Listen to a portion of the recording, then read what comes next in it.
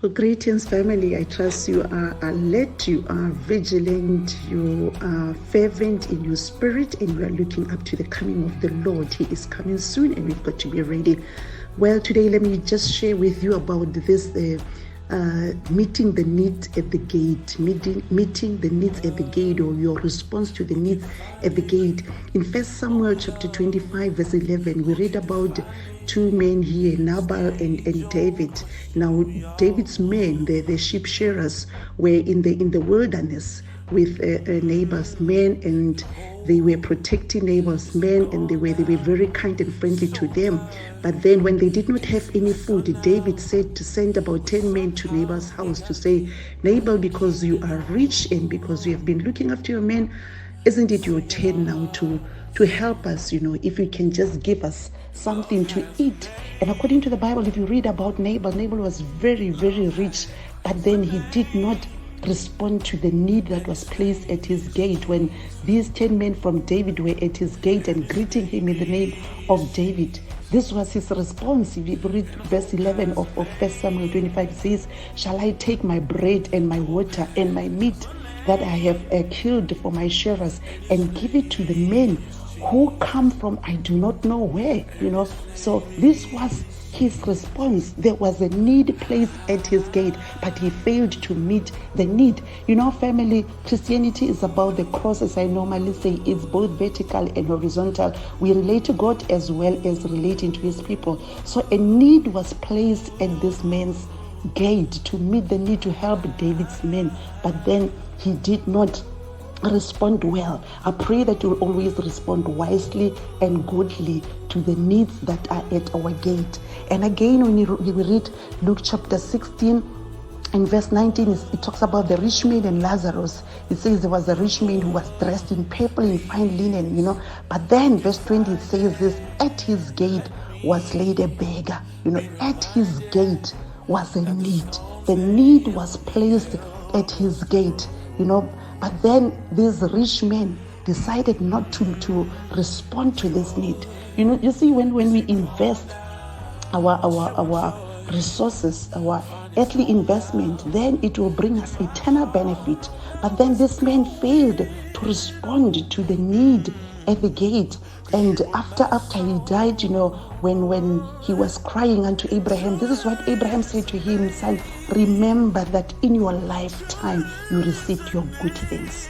Family, in our lifetime we are receiving good things, but are we meeting the need at the gate? In your lifetime you are receiving good things. God is looking after you. God is providing for you. You have food, you have drink, you have shelter.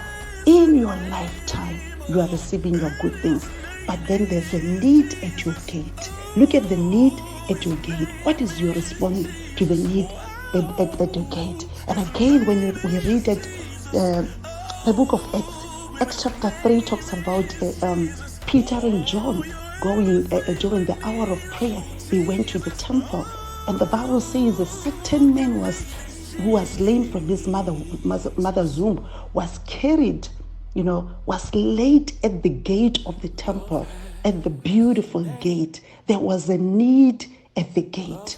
So when Peter and John came, this man was looking at them, expecting to receive something from them. There's a need at your gate that is expecting to receive something from you. When this man was looking at Peter and John, Peter fixing his eyes on him, he looked at him and he said, "Silver and gold we do not have, but what we do have, we give." What you do have, you give. And he said, "In the name of Jesus Christ of Nazareth, rise up and walk." So are you giving what you have, family? Are you meeting the need at the gate? Give what you have.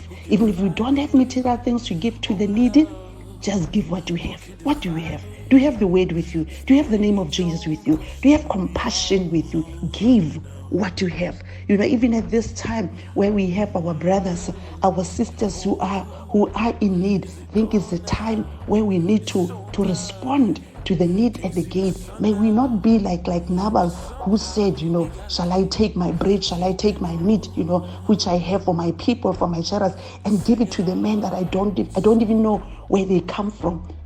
So if your response is like neighbors, it's a foolish response. You say, shall I take the bread, the groceries that I bought for my children and give it to the men that I don't even know where they come from? This is the time, family, to meet the need at the gate. There was a need at neighbor's gate. There was a need at the rich man's gate. There was a need at the beautiful gate. Peter and John decided, right? They made a godly response. They made a wisely response. And they responded to the need. The rich man failed to respond to the need in his lifetime. When he had received good things, the need was placed at his gate, but he did not respond wisely. Nabal did not respond wisely. May you respond wisely. May you respond godly. Let's look around. The people that are the need educate. May you respond well.